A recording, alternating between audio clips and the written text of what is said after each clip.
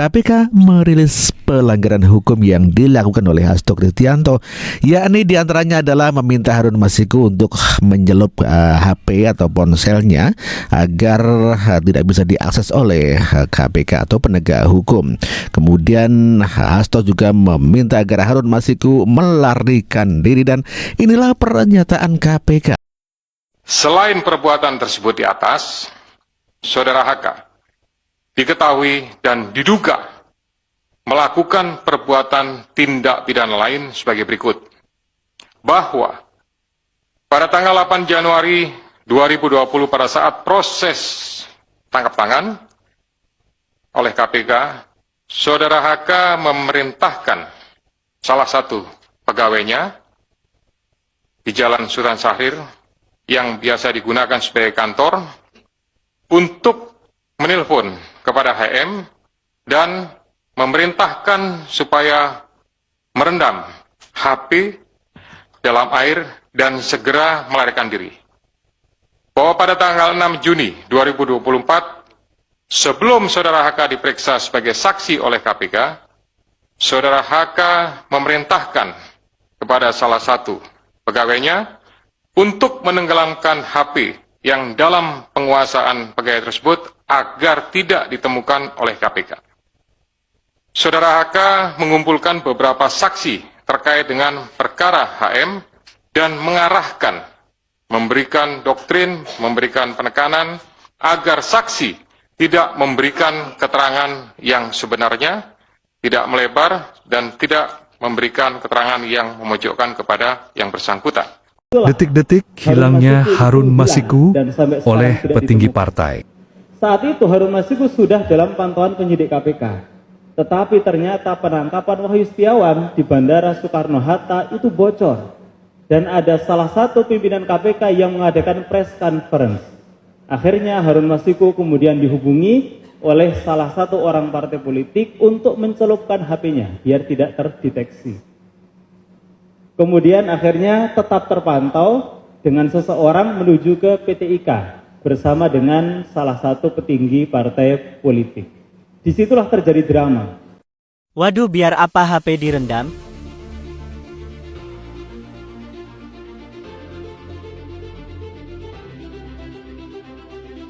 Para petinggi partai dengan licik menyembunyikan buronan seolah hukum hanya mainan untuk mereka yang berkuasa.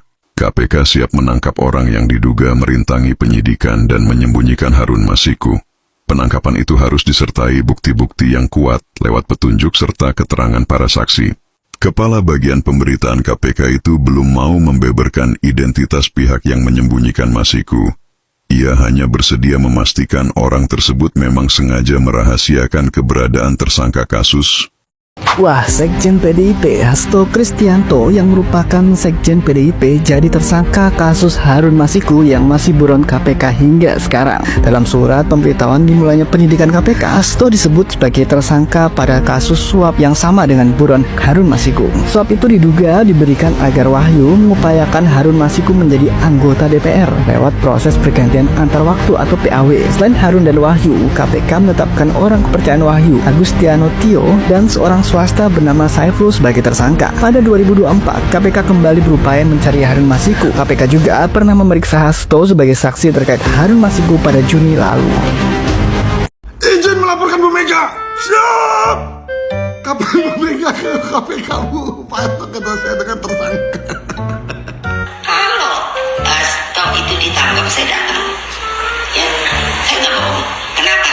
Saya ketua umum, bertanggung jawab kepada warga saya. Dia adalah sekjen saya. Kami menduga memang kasus ini lebih terlihat seperti terhadap Sekjen DPP PDI Perjuangan. Dan keseluruhan proses ini sangat kental aroma politisasi hukum dan kriminalisasi. Waduh, piye iki Bu Mega? Tuh lihat Pak Hasto, Sekjen Ibu itu loh Bu, udah jadi tersangka Bu. Ibu katanya mau datangin KPK kapan Bu? Langsung dong Bu di preskon biar kami jadwalkan. Tapi aku kaget dan sekaligus salut kawan-kawannya dengan partai PDIP karena sikapnya yang sangat solid. Gimana nggak ku bilang partai PDIP sangat solid dengan Pak Hasto? Karena pernyataan di dalam konversi PDIP itu sangat membela Pak Hasto. Ya kan dibilang ini politisasi lah. Padahal politisasi terhadap apa lagi? Pilkada udah selesai. Ya kan pilpres udah selesai. Terus Pak Hasto juga bukan gubernur, wali kota, bupati, atau anggota DPR atau menteri kan bukan. Ya kan hanya rakyat biasa. Harusnya menurutku PDIP berjiwa kesatria untuk bilang menghormati keputusan KPK dalam menetapkan tersangka Pak Hasto, ya kan? Dan melakukan upaya hukum lainnya. Contohnya melakukan pra-peradilan atas penetapan tersangka yang dibuat oleh KPK kepada Pak Hasto kader PDIP. Atau PDIP menyiapkan bukti-bukti ya nanti yang akan disuguhkan di persidangan yang kontra terhadap bukti-bukti dari KPK. Ya kan itu menurutku lebih berjiwa ataupun bersikap kesatria daripada seperti ini. Kesannya PDIP ya yang penting ini kader kita, ini sekjen kita bela mau benar mau salah. Nah ini nggak tepat kawan-kawan. Oh iya terakhir kawan-kawan, lupa gue. Jangan lupa kita ingatkan Bu Mega untuk datang ke KPK. Karena cepat atau lambat mungkin Pak Hasto akan ditahan ya kan. Harun Masiku sampai saat ini nggak ketemu. Dan biaya untuk Harun Masiku selama 4 tahun ini biaya ngumpetnya mungkin lebih banyak dari biaya suapnya. Iya kan? Suapnya 600 juta waktu itu ya? Iya kan? Enggak sih. Iya benar-benar. Iya kan biaya loh ngapain? Ya kan harusnya dia bisa hidup normal. Ya kembali ke tadi ya bahwa menurut saya ketika KPK memanggil Pak Hasto, ya kan itu kan baru sebagai saksi. Ya jadi ya menurut saya B aja. Ya kan? Kan udah keluar-keluar. Wah, kami akan datang ini kooperatif dan sebagainya. Kok tiba-tiba sekarang berubah? Ya kan? Melaporkan penyidik ke sana kemari dan sebagainya. Yang bagi saya memang ya penyidik dilaporkan sebuah hal yang biasa ya. Tetapi sebenarnya ya itu kan upaya untuk mempressure penyidik. Anda dilaporkan nih. Tapi ya saya pikir itu biaya juga gitu kan. Ya emang tuh resiko penyidikan. Namun kan dari situ kan bisa kelihatan kooperatif atau tidak kooperatif. Dan masyarakat melihat ya kan. Andai kan yang datang biasa aja, kemudian diperiksa, kemudian HP mana HP-nya? Ya udah kasih aja. Ya kan sita, kemudian pulang kompers, ya sudah. Ya kan kalau begini kan justru yang bikin gaduh ya pihak dia gitu ya. Itu yang menurut saya. Ingat loh Mas, penyidik tidak akan melakukan penyitaan handphone kalau dia ya tidak mempunyai informasi bahwa ada sesuatu di handphone tersebut. Ya. Kemarin seperti saya singgung, saya menduga keras ini bahwa sebenarnya Hasto itu sudah statusnya menjadi tersangka karena pernyataan dari Alexander Marwata ya yang menyatakan bahwa sebenarnya para penyidik itu udah minta Hasto untuk dicekal ke luar negeri gitu, tapi kemudian para pimpinan menolak untuk itu gitu ya. Nah ini menarik juga dan kenapa ini juga kan ini perbincangan di internal ya mesti berkaitan kenapa dibocorkan juga ya hal semacam ini gitu. Tapi dari situ kita bisa melihat gambaran sebenarnya bagaimana sikap dari KPK itu, apalagi perkembangan terbaru soal pengaduan tentang sikap penyidik yang menyita handphonenya Hasto itu dibenarkan oleh Dewan Pengawas dan juga dibenarkan oleh para pimpinan KPK gitu. Jadi artinya mereka satu sikap dalam soal Hasto ini, Mbak. Iya betul Mas Hersu. Jadi Kompol Rosa Purbabekti begitu ya, yang ini kan yang dilaporkan. Cowok ya Mbak ya? Ini cowok. Oh namanya Rosa ya, oke. Iya namanya Tessa ya, Tessa juga itu saya pikir tadinya perempuan ya. Oke. Iya, jadi ini kalau sesama penyidik mereka menyebutnya sebagai Mas Rosa begitu. Jadi kalau kita melihat jejaknya, memang Rosa Purbabekti ini memang memiliki sejarah yang panjang dengan Hasto begitu Mas Hersu ternyata. Iya, jadi jadi dia adalah penyidik yang terlibat dalam OTT Wahyu Setiawan, yaitu dari KPU begitu ya, yang kemudian memang terbukti bersalah dan divonis 7 tahun, tapi sekarang sudah keluar. Nah, dan dia juga yang terlibat aktif begitu, yang dimana ketika itu pada laporan sejumlah media, kalau kita ingat pada tahun 2020, yaitu Hasto dan Harun Masiku itu hendak di OTT di PT IKA begitu ketika itu Hasto dan Harun Masiku itu berada di PT IKA, dan kemudian para penyidik KPK yang diam-diam ada di sana mengawasi dan akan segera melakukan OTT atau penangkapan begitu. Tapi kemudian karena sudah memasuki waktu sholat begitu ya, siang hari, dan mereka hendak masuk ke masjid, tapi rupanya pergerakan mereka sudah diindus oleh polisi yang ada di sana, sehingga mereka kemudian ditanya-tanya dari mana, ya akhirnya diketahui bahwa mereka adalah orang-orang KPK, para penyidik KPK, dan akhirnya loloslah itu Hasto dan Harun Masiku ketika itu begitu.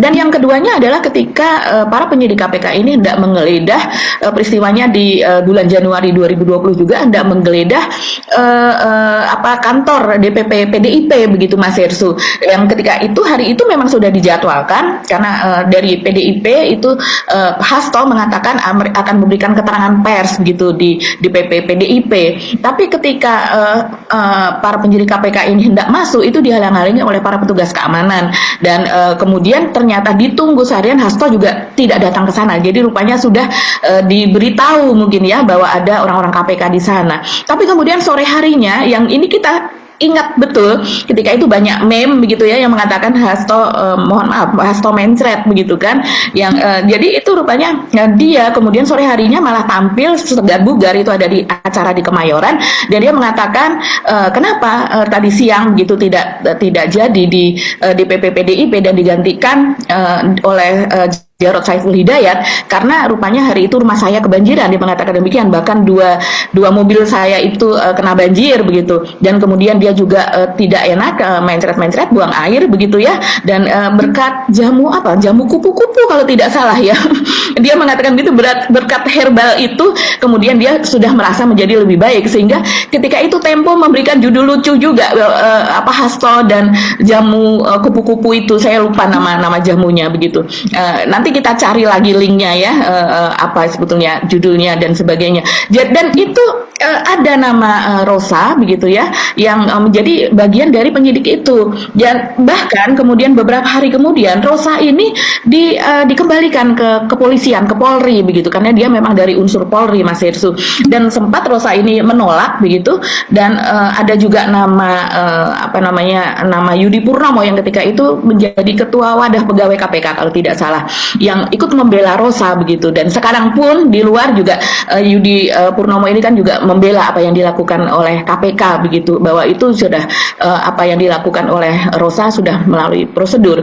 Dan bahkan ketika itu Rosa menolak dikembalikan ke Polri dan menyurati Pak Jokowi begitu. Bahkan tidak hanya Pak Jokowi, beberapa dari petinggi Polri dan sebagainya, Kapolri itu juga ikut disurati oleh Rosa supaya dia tetap bertahan di KPK begitu. Ketika itu kan masa kepemimpinan Firly Bahuri, dan kita ingat bahwa PDIP itu tentu saja masih sangat harmonis dengan Pak Jokowi statusnya ketika itu, berbeda dengan sekarang gitu. Jadi ini jejak Rosa yang sekarang dilaporkan ke Komnas HAM gitu ya, karena menurut PDIP itu perlakuannya tidak pantas begitu kepada Kusnadi, dan bahkan menyalahi prosedur, dikatakan demikian. Makanya dari pihak PDIP akan melakukan pra peradilan, dan dari KPK sendiri pun Alexander Marwata, wakil pimpinan KPK itu juga mengatakan silahkan lakukan laporan ke Dewas, dan silahkan lakukan pra peradilan kalau seandainya apa yang dilakukan itu salah.